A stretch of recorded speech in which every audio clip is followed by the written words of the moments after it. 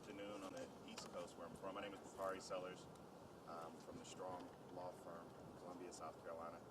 I have Nishan Rout here with me as well. He is local counsel here in Baton Rouge, and Karen Trzowski from the great state of Michigan. And then I have the Dickerson family who are standing behind me, mother and daughter. You will hear from Mayumi shortly. I do civil rights cases all around the country, and oftentimes I stand with families who are uniquely strong individuals. I can honestly say that I haven't had a client who is as strong as Mayumi is today. And the reason I say that is because as a father of two young girls, one 17 and one 3, as a husband and as a son to a beautiful mother, I cannot imagine my child being victimized by anyone and then being victimized by a system and victimized by institutions. Let's be extremely clear. The University of Louisiana system, LSU, Louisiana Tech, Lafayette, these local police departments have failed women in this area, have failed survivors in this community. And as school begins to start again, we're here today to ring that bell and raise that alarm. We recently filed a lawsuit in this matter, and we actually filed it on behalf of a few young ladies, and we also did Jane Doe 0 to 100 because we do believe that there are other women who are victimized not just by a particular individual, but victimized by these institutions which thumb their nose at the law, which refuse to collaborate, which refuse to put any preventative measures in place to keep women from getting brutalized on their campus. And that's so unfortunate. And so today we'll have Karen come up and say a few words. Mayumi speaks for so many today. She's a voice for the voiceless. She'll say a few words. Nishan will say a few words, and then we'll answer questions. And my goal is to get you all out of here before you get drenched. However, we do have one member of the media who is praying for rain, and she's right there. Okay. Sorry. Hello, everyone, and thank you for being here today. I also do civil rights work focused generally on schools, K through 12, and colleges and universities.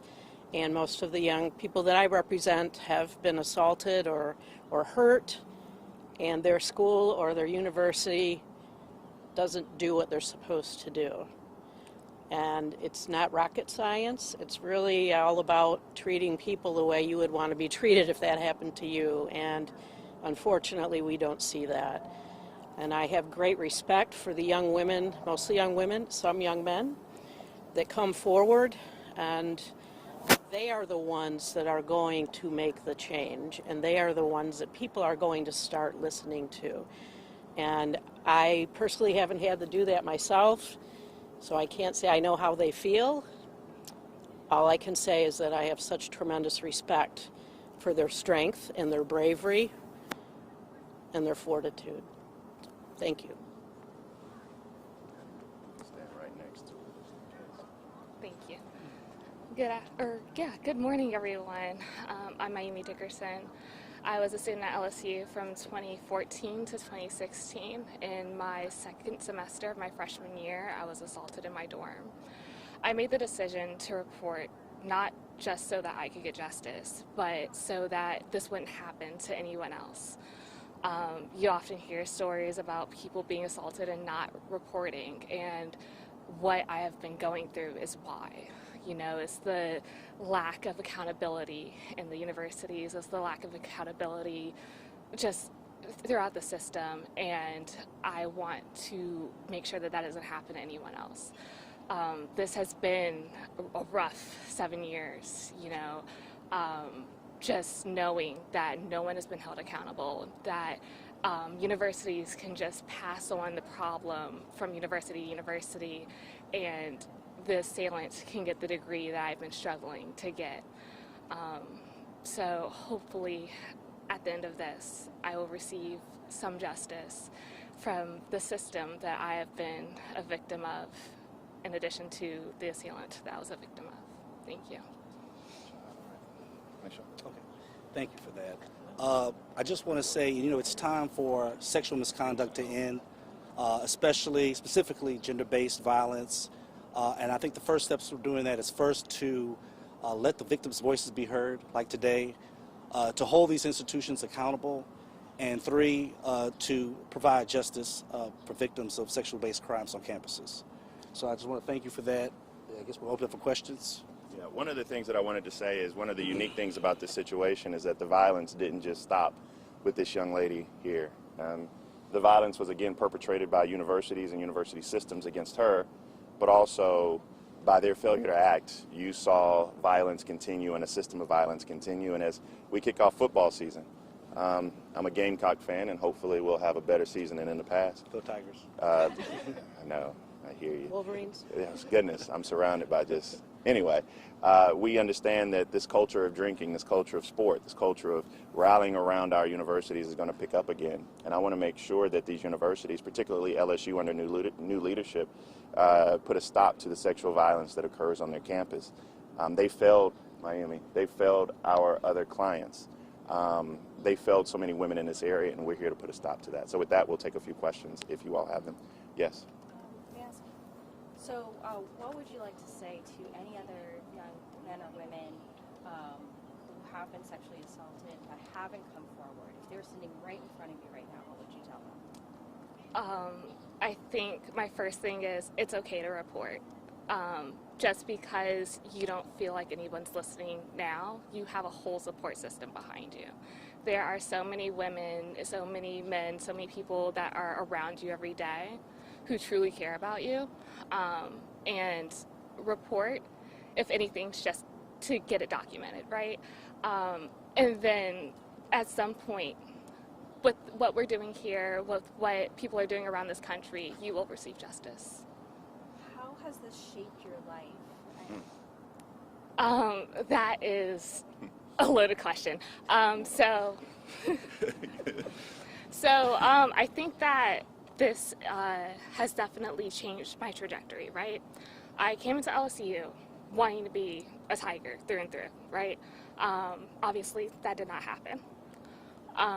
My entire career path changed afterwards. It has ignited a fire in me. I've had so much more passion about just other people that I didn't have before. And I think that this has definitely, although I'm still living with trauma, although I'm still living with doubt and fear, it has definitely changed the way that I approach things, how I approach the world. But it's also made me stronger in the sense of just knowing what I can deal with and knowing how I can handle things. Karen, you wanted to say something? Yes, and what I wanted to say is that I represent people all over the country, New York, Nebraska, Georgia, Florida, all over the place. And the women and the men that are part of this they're very cohesive and supportive of each other, and it's really amazing who knows who at this point, and it's something to watch. And some of these people are 16, 17 years old. I represent kids that are as young as 5, all the way up to 30. And people don't think this happens to 5-year-olds, but trust me, it does.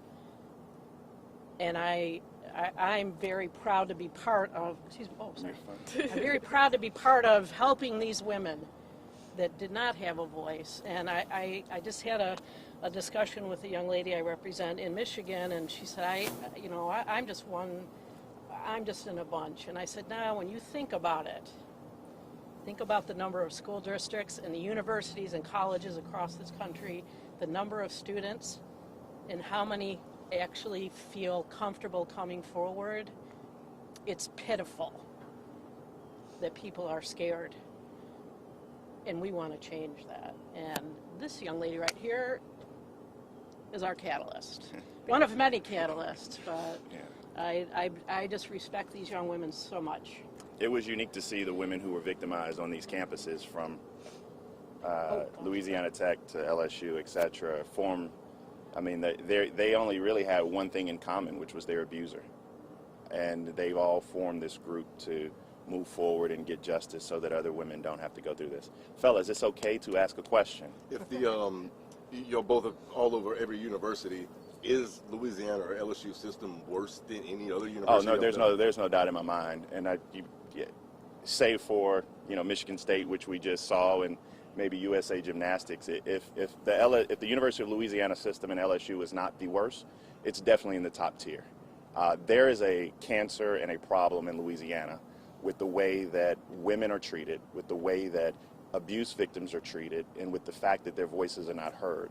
This not only happens in the highest echelon of administration buildings, from the president to the general counsel to the HR people, but it also happens in these local police departments who do not take these women's stories seriously, who do not follow the law as put forth by, and I hope you all speak to her, former Representative current New Orleans City Councilwoman Moreno. They simply don't follow the law. They don't report. They don't care. And my question to all of them, and I hope you ask the president of LSU or the president of Lafayette or the president of Louisiana Tech, what if this was your daughter? Would you continue to fail them the way that you've failed so many women in this community? I just kind of want to piggyback on what she asked you. What would you have to say to university presidents if they were standing there? That's a good question. Yeah, I think that the main thing I would say is think of me as your child. My mom and my dad dropped me off at LSU with the understanding that I was going to be protected, with the understanding that I was going to be taken care of like I was their own. There's an understanding of somewhat independence, but you send your kid off to college thinking that there is a system in place to help you, right? To help you grow and mature. And that didn't happen here. And so think of your students as everyone who is under your purview as a family member. You don't want what happened to me to happen to anyone in your family. So. Who do you feel has let you down the most or failed you during all of this? I think it was the school system. The fact that my assailant was able to jump from school to school to school, doing the same things over and over again, and still they sought no consequence. And there was no consequence for what he did to any of the women that he assaulted. It was absolutely heartbreaking knowing that this entire state could not do anything to this one person. Is there any staff still remaining on at these universities that were around or involved in And as we go through the litigation, we're going to get depositions from all of those individuals who were there, current ones, past ones. We'll go through that in the process. All right, well, you got anything? You sure? Mom, I don't know if you can or want to. Well, I know you might even want to, but can you? I'm good. You good? All right. So with that being said, I know it's a lot for you guys to take away from whatever you're doing at your news desk and the news and the world around you. But we just want to say thank you for covering the story. Thank you for lifting up Miami's voice and the voices of all of those who we represent who are not here. If there are any other women out there who've been victimized, not just by this assailant, but anyone in this university system, please come forward, and we look forward to helping and serving you as well. Thank you, and God bless you all. All right. I have one more comment. Yeah,